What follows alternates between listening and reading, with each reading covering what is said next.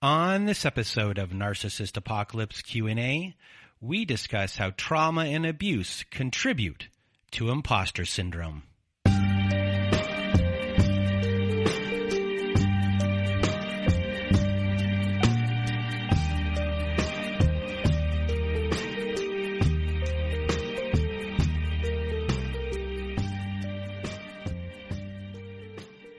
Welcome to Narcissist Apocalypse Q&A, everyone. I am Brandon Chadwick, and today we are going to be talking about imposter syndrome, trauma, and abuse.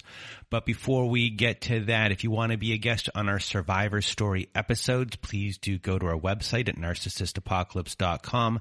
Top of the page, there's a button that says guest form. When you click on that button, it takes you to our guest form page. There you can read all of our instructions and either send us an email at narcissistapocalypse@gmail.com or fill out our guest form and press the submit button. And please do send it in the format that we ask for. And today we are going to be talking about imposter syndrome. But before we get to the full-blown imposter syndrome when it relates to abuse and trauma, let's go over imposter syndrome from its original beginnings, and we'll bring in abuse-related things as we go on before we get to the full section related to trauma and abuse. So imposter syndrome, the name was coined by two clinical psychologists named Pauline Rose Clance and Suzanne Imes, and they first identified and named this back in 1978. And imposter syndrome is the condition of feeling anxious and not experiencing success internally, despite being high-performing in external objective ways. This condition often results in people feeling like they are a fraud or a phony and that they will be doubting their abilities. And with imposter syndrome, a person doesn't feel confident or competent regardless of what they achieve. They don't experience the joy of success because they're always waiting for their inadequacy to come to light, that they'll be seen as a fraud, that they are a fraud. So you can see right there, if we want to dip our toes into abuse or psychology jargon, this is cognitive dissonance. And you have two mixed messages here. And in abuse, whether a parent or romantic relationship abuser, they try to create these mixed messages. And by doing so, they become this truth teller, and it can become the voice in your head, and thus easier for them to destroy your competency and also create doubt that abuse might be going on at all, or that you were never abused in the first place. And we'll get more into that later. So the typical symptoms of imposter syndrome can vary from person to person, but they include a strong belief that success is impossible to achieve. They are stuck with a feeling of incompetence even after proving one's competency. Fear of failing to meet other people's expectations is one. Belief that one's success in the past was just a mere stroke of luck rather than hard work and competence. And not feeling comfortable with praise or even simple congratulations. Someone who has imposter syndrome might forever be doubtful of one's success. There's constant pressure to always outdo yourself as well. And there also could be a lot of anxiety and depression as a symptom, and that's caused by these feelings of inadequacy.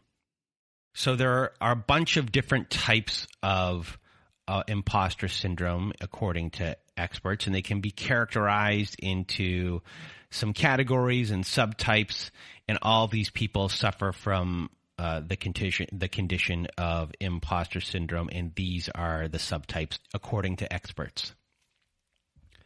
Number one is the perfectionist, and these people are people who are constantly struggling to be their outright best. Regardless of the effects of their struggles on their mental health, the perfectionist typically sets standards for themselves that are most of the time impossible to achieve. And in the abuse world, and we'll get more into this more when discussing perfectionism over the perfectionist, but when in relationship with an abuser, we hear a lot of perfectionists on the show. And with perfectionists, they could stay in a relationship longer because they don't want to fail. Failure is a big thing for them. And after the relationship, it's a very hard thing for them to deal with. And it really goes so against their belief of who they are. And up next, we have the super person. And individuals in this subtype of imposter syndrome usually struggle with work addiction. They often find themselves inadequate when compared to other people. And the super person will always push themselves harder at all times, regardless of the cost of their efforts to their physical and mental health. So with the super person, once again, we've heard this type on our show before, specifically those who pride themselves on bending over backward for people, and that can happen and they can be taken advantage of. And it is your identity if you're this type of super person, if this is your imposter syndrome. And an abuser can really attack this type of identity and use it to their benefit just by saying, you don't do anything for me. And boom, just like that the superhuman kicks in. And from that point on, the abuser really, really has you. And up next, number 3 on this list is the genius. And this is typically a person who not only struggles with perfectionism, but further strives to achieve impossibly high goals on their first attempt. And the genius feels shameful or unworthy if they fail to achieve this lofty goal on their first try. So I thought about this one for a bit and how this could be applied to a survivor of abuse. And when thinking about someone who gets upset after the first failing, after not accomplishing something after the first try, a lot of the times we hear stories on the show, someone who's really in a relationship for the first time. These things are new to them, and failing at something new isn't something that they want to be a part of. They see the relationship as being a one and done. They only want to be married once. Anything beyond that is troublesome to them. They want to have that house with the picket fence, 2.5 kids type of future. They have this idea or belief of that. You only get this one chance at it, which in part is true. And it's this belief that needs to change in the aftermath of things, because it's going to be a very big struggle. But it is also a struggle within the relationship when you have this specific type of imposter syndrome. And it's okay that the relationship isn't going to work out and didn't work out, but this is a really big struggle that goes on within the relationship. The next one on the list is the expert. And an expert is someone who is never satisfied with any of their achievements, despite being very knowledgeable about a topic or a task. And these are the people who are always pressured to match others who may even be less competent than them. So when it comes to abuse with this one, this type of imposter syndrome can really be used in triangulation. Specifically, I think of a parent saying to their very competent child, how could you not be as successful as that other person we know? We both know they're as dumb as a post, but look at their job and look at how much money they've made. So they're doing this, comparison to you as someone who is less than to make you feel less than. And this is where the imposter syndrome here can happen as well. And up next, we have the soloist imposter. And the soloist imposter syndrome type is characterized by feelings of independence and the need to achieve success entirely on their own. This imposter syndrome type affects people who believe they must do everything themselves, and that asking for help or support is a sign of weakness. And we can see this keeping someone stuck in an abusive relationship and not asking for help at all, and not having the support from other people and thinking they can get out of it by themselves, and they're alone in this situation. They're not talking to someone, and when you're cut off and you're isolated and you might have shame and embarrassment for what is going on, the soloist can really get into trouble this way. If they're already isolated before, this can further isolate them, and it can keep them in a relationship much longer. So up next, we have the noticer, and this type can't be proud of the work that they do. They can't be proud of themselves. They're always noticing the things that aren't right. They can see the things that aren't perfect at all. However, when it comes to other people whose work might not be perfect, they extend a grace to them and can be nice to them about the work that they are doing, but they can't do it for themselves. And so this person is a nice person, but just not to themselves, and they will just secretly believe that they will always never measure up, even though that they can see that someone else is on their level. So here is someone that has abilities but has no confidence really and is really hard on themselves. This can easily be exploited in a relationship, especially if you are helping build up your abuser and looking for the best in them. And they can butter you up, showing you that you do have all of these abilities, but once they do that, they can also tear you down. And once they can tear you down, they can just rip you apart. And then the next one on our list is the discounter. And the discounter automatically rationalizes away evidence of their own competence, their achievements, or high regard. People think well of me because they really don't know what they're talking about. This type of imposter doesn't value or trust the network of supporters that is around them. So they really start to doubt the quality sometimes of who they're comparing themselves to. I might have beat someone in a competition, but who was I really facing here? And, sometimes some of their work that they do, they could be ashamed of that work, and they might say something like, anyone could have done what I did here. It's not that, big of a deal. It's not a big accomplishment at all. And this could have been created in childhood abuse, being told these things by abusive parents, and this becoming the voice that is in your head. And this can also happen in relationships too, and that is the discounted. So what are some of the causes of imposter syndrome? And as we mentioned, one of the types was called the perfectionist, but perfectionism is one of the common causes of imposter syndrome. And people who are perfectionists may feel like they are never good enough and that they always have to be perfect. And this can lead to a feeling of self-doubt and insecurity. And if you've listened to our survivor stories before, we have lots of perfectionists on the show. So when you get a perfectionist that's gaslit about their skills, that's a real lethal combination that can lead to imposter syndrome when it comes to trauma and abuse.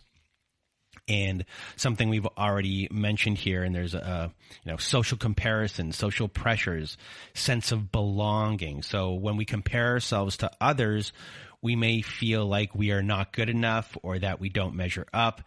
And an abuser can be very good at triangulation and use comparison to really break you down. So when it comes to abuse and imposter syndrome, the use of triangulation and social comparison can become a really big thing when it comes to imposter syndrome. Social pressures, being part of a social circle or social group where approval or worth seems to be explicitly connected to achievement. That can be a cause of imposter syndrome. And then there's sense of belonging, which is part of imposter syndrome. And it's really the fear of being found out or cast out, that you'll be seen in a way that you think that you're not competent enough to be with these people. You're not good enough to be with these people. And any circumstance, even in the past, that made a person feel different, like a language, ethnicity, gender, socioeconomic status, religion, or physical or learning differences can fuel, imposter syndrome. And the person can carry that persistent, sense of not belonging long after any of this is resolved. An abuser can really take these things when it comes to belonging, acceptance, social pressures, and comparisons, and really wield them against you. I'm the only one that loves you, they might say. No one else likes you.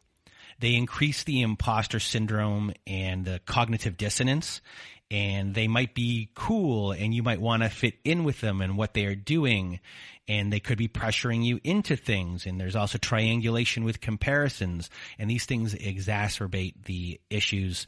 And this just creates a bigger imposter syndrome, and you really start to fight against yourself. And then a big one here, in the causes, unrealistic standards and upbringing. So if we have unrealistic standards for ourselves, then it is inevitable that we will feel like we are not good enough. We may feel like we have to be perfect in order to be successful. And this can be a huge thing coming into a relationship with being very hard on yourself, or just from growing up with parents who have these standards, who's kind of putting that on you, and you're not feeling good enough. Imposter syndrome can run rampant, and our parents and family members can play a huge role in how we view ourselves and our abilities. And if we are constantly told that we are not good enough, then there's a good chance we will become insecure and doubt ourselves. And many of you have grown up in a family that highly values success and had parents who might have alternated between, praise and criticism. And then also, you had families with a lot of conflict and there's little support.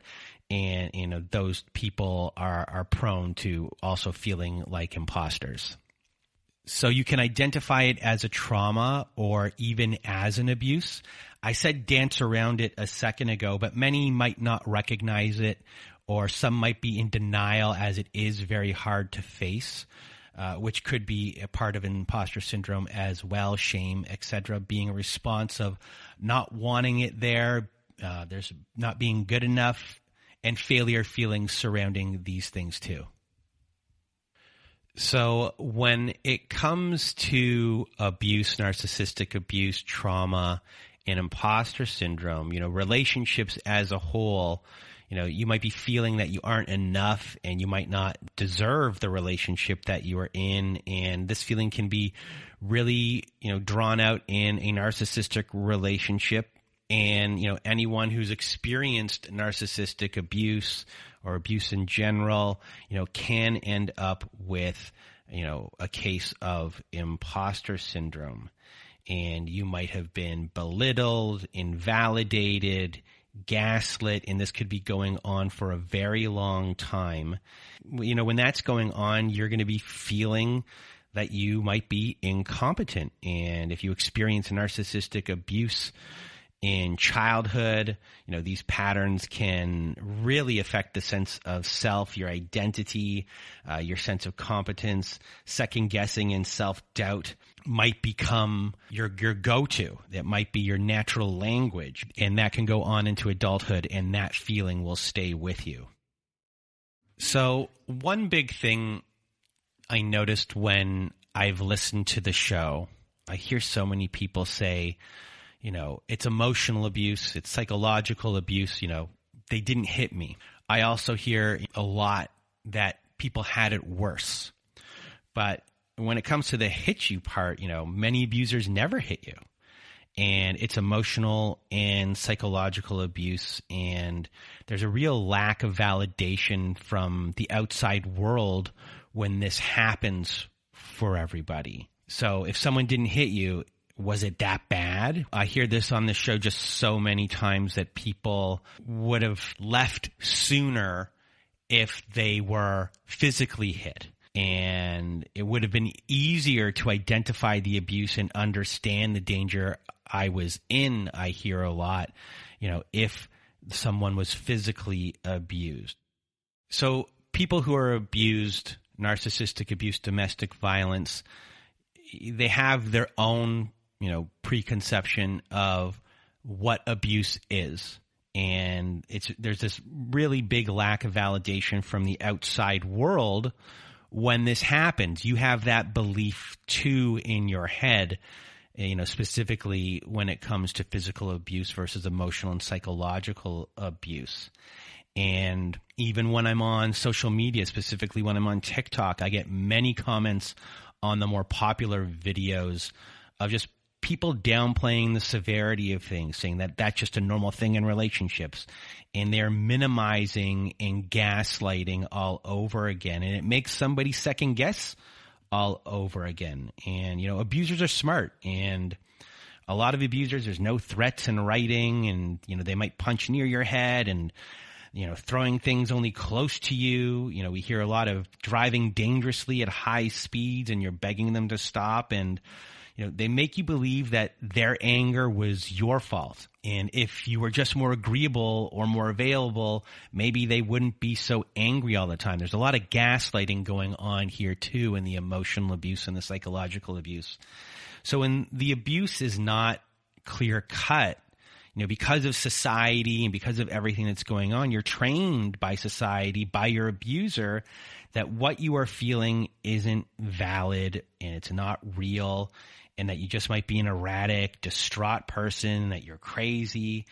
And as you're slowly convinced that your feelings aren't valid, that your thoughts aren't true, you begin to second guess your intuition. And it can take years to fix this, to get the validation needed by people in the know, people in the support community, in the domestic violence, narcissistic abuse support community, that, what you went through is real. You were abused. You're not an imposter.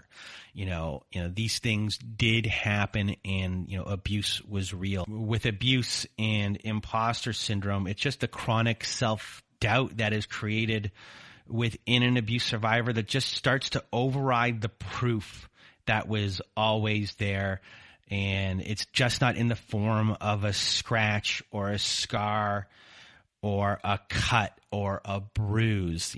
It's there, and everyone who's listening today knows that it is there, or I hope that you get there if you have imposter syndrome. And, surrounding yourself with the right people to validate your experience is a huge thing when it comes to imposter syndrome and abuse and trauma. And, when it comes to trauma, how many times have I had conversations with people? They say to me, other people have had it worse than me. And this sentiment is a huge issue. And you might feel that your trauma is less than, and you are minimizing yourself. And that is a form of imposter syndrome. So let's say a trauma happened. You may not see it as one, or you may dance around it. And eventually, with the help of others like this show or support groups or your therapist, you can identify it as a trauma. And you might feel like you're exaggerating it by saying it was, like you're lying because you're comparing and you're minimizing, and you think you're an imposter, and you might feel guilt and shame and all of those feelings. But the truth is that you were abused. There was trauma, and your trauma is just as valid as anyone's trauma. And not dealing with it in that way is a disservice to you, because it needs to be dealt with, and you need to move through it, and you need to work on that trauma and healing that trauma. And by having imposter syndrome and saying that it's not as bad as someone else's trauma or someone else's abuse, you at that point might not even tend to what's going on with you, and you might kind of let it fester, and it might eat you up inside. So, just here to validate with what you're going through, that everything is real. And if you're suffering from imposter syndrome, it's time to maybe take a look at it and start healing the trauma that you've been through. So this next section might be a little bit redundant, but we're going to be incorporated anyway. And it is just, how narcissistic partners or family members can cause imposter syndrome when it comes to abuse. So according to research, narcissistic individuals subject their partners and family members to so many different types of devaluation, envy, and rage. And with romantic relationships, these individuals can belittle your skills, your abilities, your accomplishments as well. They try to control you, isolate you, or police you.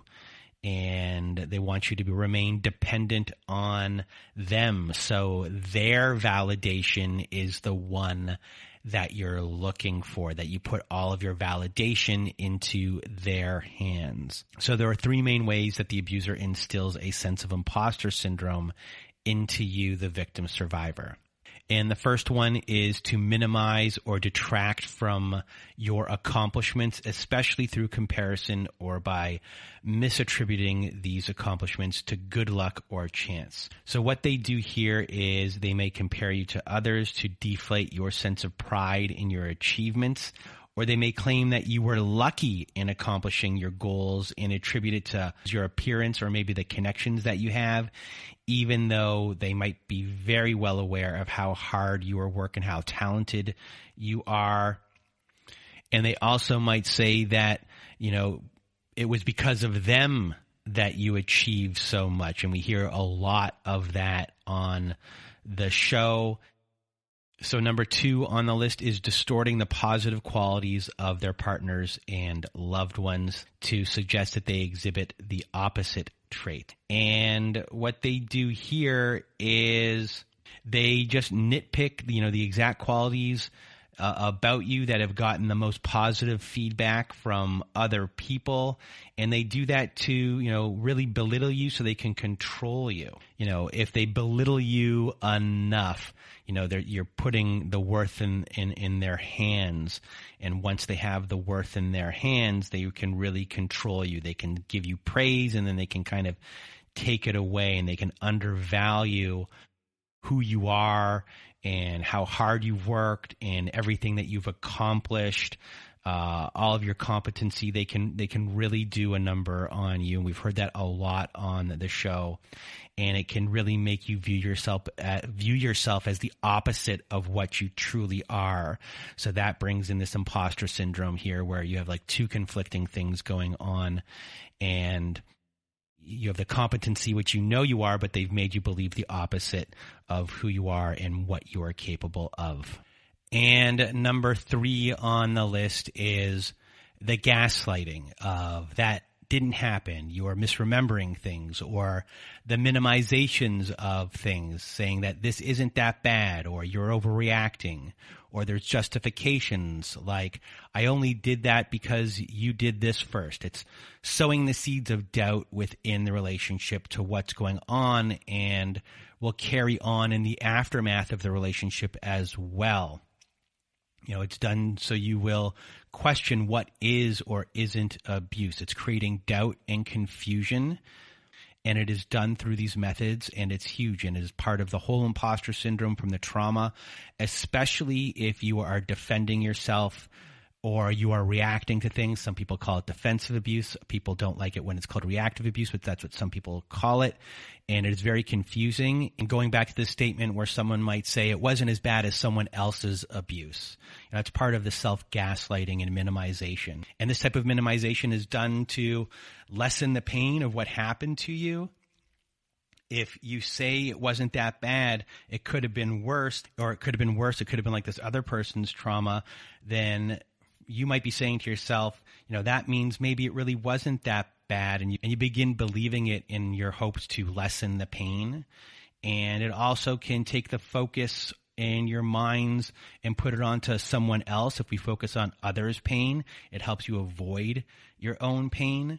And it also can make the person who harmed you, the abuser in this situation, to not look as bad. It's really just this very complicated situation. There's someone that you love, that you trust, who has hurt you. When you say these things, sometimes this minimization about your own trauma, your own abuse, it makes it easier just to deny the pain that this person that you love caused, and that you might think to yourself that they aren't that bad. So if this is happening to you, this is very common. You are not alone, and everyone who's out there is giving you a big hug. It's just a very common thing. It's sad that everyone is going through this, but it's something that most survivors do deal with. So that is it for our show today, and I hope that you enjoyed this episode on imposter syndrome and that you learned a little bit from it. I enjoyed creating this episode. And if you want to be a guest on our Survivor Story episodes, please do go to narcissistapocalypse.com. Top of the page, there's a button that says guest form. When you click on that button, it takes you to our guest form page. There you can read all of our instructions and either send us an email at narcissistapocalypse@gmail.com or fill out our guest form and press the submit button. And please do send it in the format that we ask for. Also at our website, we have our very own safe social network, our support group. So if you want to join our support group, go to narcissistapocalypse.com. Top of the page, there's a button that says support group. And when you click on that button, it takes you to our support group page. There you will see that we have meetings every Wednesday night, Thursday afternoons, and Saturday nights. We also have forum boards for you to post on to get the validation that you need from survivors just like you. And it is a wonderful group of people on there, and you can share your experiences and make friends as well. So if you need support, join our support group today. And if you need even more support, please do visit our friends at DomesticShelters.org. At DomesticShelters.org, they have articles and resources to help you make sense of what you are dealing with. They have every phone number and email address and web address for shelters and agencies, no matter how big or small the town you are in. DomesticShelters.org has it there. It is a wonderful free resource and a wonderful organization. So if you need extra support, please do go to DomesticShelters.org. And that is it for today's show. So I hope you enjoyed this episode, and I hope you have a good night.